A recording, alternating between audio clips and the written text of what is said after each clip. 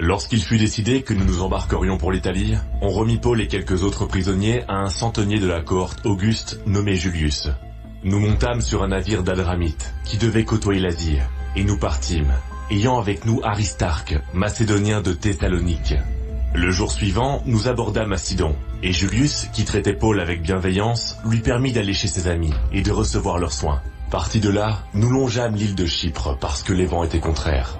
Après avoir traversé la mer qui baigne la Cilicie et la Pamphylie, nous arrivâmes à Myra, en Lycie. Et là, le centenier, ayant trouvé un navire d'Alexandrie qui allait en Italie, nous y fit monter. Pendant plusieurs jours, nous naviguâmes lentement, et ce ne fut pas sans difficulté que nous atteignîmes la hauteur de Cnide, où le vent ne nous permit pas d'aborder. Nous passâmes au-dessus de l'île de Crète, du côté de Salmone. Nous la côtoyâmes avec peine, et nous arrivâmes à un lieu nommé Beauport, près duquel était la ville de Lazée. Un temps assez long s'était écoulé, et la navigation devenait dangereuse, car l'époque même du jeûne était déjà passée. C'est pourquoi Paul avertit les autres, en disant « Ô homme, je vois que la navigation ne se fera pas sans péril, et sans beaucoup de dommages, non seulement pour la cargaison et pour le navire, mais encore pour nos personnes. » Le centenier écouta le pilote et le patron du navire plutôt que les paroles de Paul. Et comme le port n'était pas bon pour hiverner, la plupart furent d'avis de le quitter pour tâcher d'atteindre Phénix, port de Crète qui regarde le sud-ouest et le nord-ouest, afin d'y passer l'hiver. Un léger vent du sud vint à souffler, et se croyant maîtres de leur dessein, ils levèrent l'ancre et côtoyèrent de près l'île de Crète.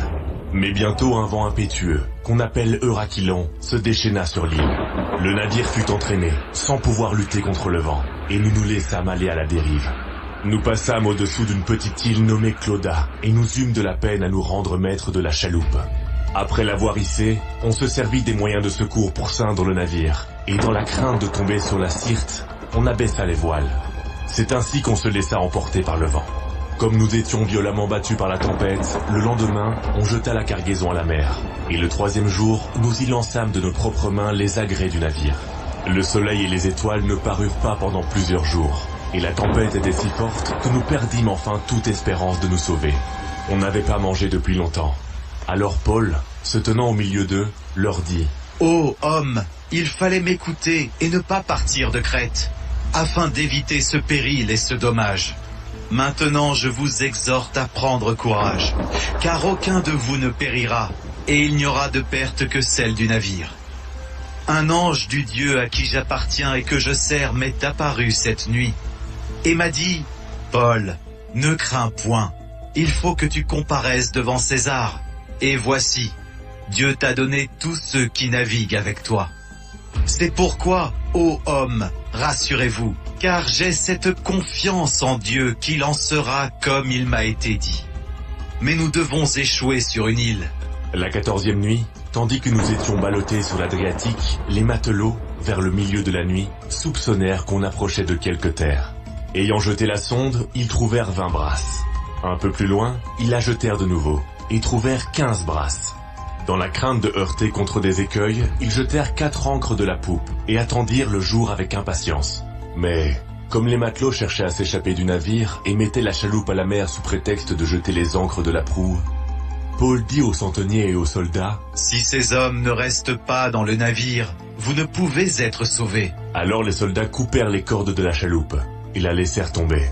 Avant que le jour parût, Paul exhorta tout le monde à prendre de la nourriture, disant « C'est aujourd'hui le 14e jour que vous êtes dans l'attente, et que vous persistez à vous abstenir de manger. Je vous invite donc à prendre de la nourriture, car cela est nécessaire pour votre salut, et il ne se perdra pas un cheveu de la tête d'aucun de vous. » Ayant ainsi parlé, il prit du pain, et après avoir rendu grâce à Dieu devant tous, il le rompit, et se mit à manger. Et tous, reprenant courage, mangèrent aussi. Nous étions dans le navire 276 personnes en tout. Quand ils eurent mangé suffisamment, ils allégèrent le navire en jetant le blé à la mer. Lorsque le jour fut venu, ils ne reconnurent point la terre. Mais, ayant aperçu un golfe avec une plage, ils résolurent d'y pousser le navire, s'ils le pouvaient. Ils délièrent les ancres pour les laisser aller dans la mer, et ils relâchèrent en même temps les attaches des gouvernails. Puis ils mirent au vent la voile d'Artimon, et se dirigèrent vers le rivage. Mais ils rencontrèrent une langue de terre, où ils firent échouer le navire. et la proue, s'étant engagée, resta immobile, tandis que la poupe se brisait par la violence des vagues. Les soldats furent d'avis de tuer les prisonniers, de peur que quelqu'un d'eux ne s'échappât à la nage. Mais le centenier, qui voulait sauver Paul, les empêcha d'exécuter ce dessein.